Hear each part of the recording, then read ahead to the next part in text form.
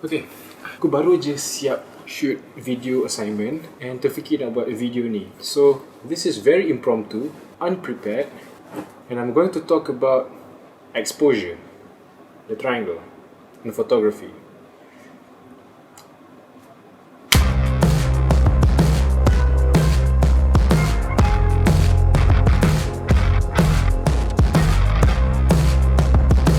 Okay, so what is exposure? Exposure ialah pencahayaan. Just kidding. Exposure is the cahaya yang ada dalam gambar korang. Biasanya bila korang ambil gambar, korang decide nak gambar korang terang ke, nak gambar gelap ke, nak gambar just nice ke. So it all depends on you. Tapi bila kita guna kamera, kita ada tiga faktor. Kita ada tiga setting, tiga komponen. Tiga faktor. It's the exposure triangle. Kita ada shutter, aperture and also ISO. Tiga ni menyumbang kepada pencahayaan gambar korang. Bila korang ambil gambar, gunakan kamera kat luar. So apa function tiga-tiga ni sebenarnya? Senang cerita, korang guna antara ketiga-tiga ni to find the perfect balance. Jadi, let's start with shutter. What is shutter? Apakah itu shutter? Shutter tu benda yang kat kamera korang. Dia itu je kerja dia. Dia tu je. Kalau korang ambil gambar, korang dengar itu bunyi shutter tu. So apa function shutter ni? Shutter ni sebenarnya dia senang cerita dia kumpul cahaya lah. Senang nak bagi korang faham. Dia ada kelajuan yang berbeza. Dia ada slow dan dia ada laju. Wow. Kalau shutter setting korang slow, lebih banyak cahaya masuk. Kau bayangkan shutter tu tutup macam ni.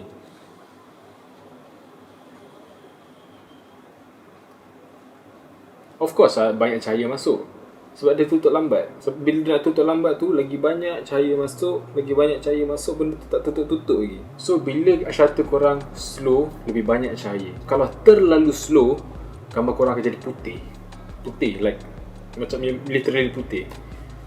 Yeah. And kita ada shutter yang laju pula. Shutter yang laju, it works the opposite way lah. Dia laju dia macam tu. Meaning, bila dia buat laju-laju, cahaya tak banyak dapat masuk. Sebab dia cepat sangat tutup pintu. Dia tak sempat cahaya nak masuk, dia dah tutup pintu dah. So it will produce gambar yang lebih gelap, obviously lah, kalau dah macam tu kan. So senang nak faham, shutter yang perlahan lebih banyak cahaya masuk, shutter yang laju lebih sikit cahaya masuk. It will produce gambar yang terang and gambar yang gelap respectively lah. Next, aperture. Kita triangle tadi kan, atas ni shutter, sini aperture. Komponen yang kedua dalam triangle. Faham? Aku tak rasa korang faham. Anyways, exposure triangle. Kita dah cakap pasal shutter, sekarang kita cakap pasal aperture. Benda aperture tu pula. Okay, aku explain supaya orang-orang yang kat sana yang tak faham kamera senang faham. Okay, aperture tu dia dalam lens korang. Dia bukan dekat kamera. Dia dekat lens. So lain-lain lens ada lain-lain aperture, which I will explain later lah. Aperture ni, nak bagi korang senang faham, aku kasih contoh senang faham. Langsir bilik korang. Langsir tu kalau korang buka seluas-luasnya, bilik korang akan terang gila. Macam korang bangun pagi kan, korang buka, memang terang. Kalau korang tutup sikit, cahaya sikit je yang masuk. Bilik tu taklah gelap completely, tapi dia tak terang lah. Next, take 2. Aku kasih korang penjelasan yang mudah for those yang tak tahu sangat pasal kamera. Aperture tu, it's a ring inside the lens. Dia tak ada dalam kamera, dia dalam lens. Yang bahagian depan kamera tu yang korang pusing tu kan, itu lens. Aperture dalam lens. So aperture ni dia ring tau. Dia macam satu ring lah dalam korang punya lens. Dia buka besar atau dia tutup kecil. Aperture ni function dia sama macam shutter, sama je. Pencahayaan, korang nak banyak cahaya masuk ke korang nak sikit je cahaya masuk, cuma cara dia berfungsi berbeza. Aku bagi contoh langsir bilik korang. Korang buka langsir tu luas-luas, bilik korang terang gila kan. Sama je macam tu. Kalau aperture tu buka besar, banyak cahaya yang masuk ke korang punya sensor, which will produce gambar yang terang. Kalau korang tutup langsir bilik korang rapat, ataupun tutup sikit je, ada sikit je gap kan supaya matahari tu masuk, it will produce it will make your room gelap lah obviously, ataupun sikit je pencahayaan yang masuk. That was the same lah with aperture. Bila aperture tu tutup kecil, sikit je lah cahaya yang masuk dekat korang punya kamera and will produce gambar yang gelap. So itu aperture and also shutter, korang dah explain. Okay, now komponen yang ketiga yang secara jujurnya dia penting, tapi macam kau tahu jenis member yang terbiar, dia macam ikut korang tapi dia macam tak borak, dia macam ikut je korang jalan.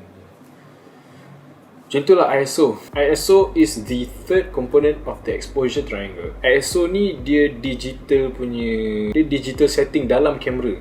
Okay, macam aperture dengan shutter tadi, korang alter korang punya pencahayaan based on environment punya pencahayaan lah. Tapi ISO ni dia digital punya setting dalam kamera. Dia ada 100, biasanya kamera semua start 100 lah, and dia boleh naik sampai berapa ratus ribu, berapa puluh ribu. My kamera boleh naik sampai 32,000, ada yang boleh sampai 58,000, kan ada yang lebih tinggi, I'm not sure. Tapi ISO ni jarang orang sentuh. Biasanya orang sentuh ISO ni dalam keadaan yang gelap, yang bila kita dah adjust aperture and shutter, try to make the gambar terang pun masih tak terang, baru kita sentuh ISO ni. ISO ni korang adjust sikit-sikit je biasanya. Macam gambar yang gelap, macam suasana aku ni, aku rasa ISO aku set dalam 800 macam tu, supaya nampak lah. Kalau ISO aku rendahkan, memang korang takkan nampak apa.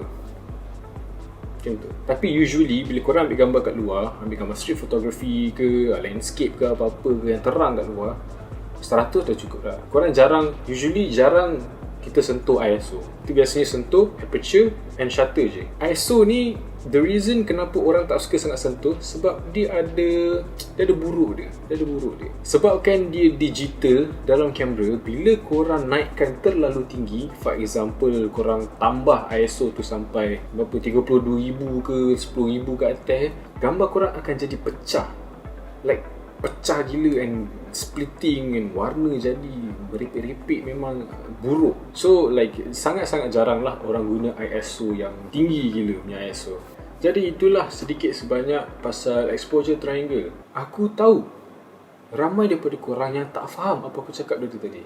Aku tahu, aku yakin, sebab aku tak prepare apa-apa pun. Aku literally just habis shoot video assignment and shoot ni. So aku tak prepare notes, aku tak ada mental notes, aku tak ada apa-apa, aku cakap je.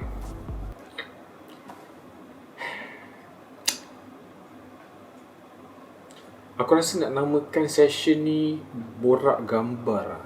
Ni episod pertama 2021. Let's go.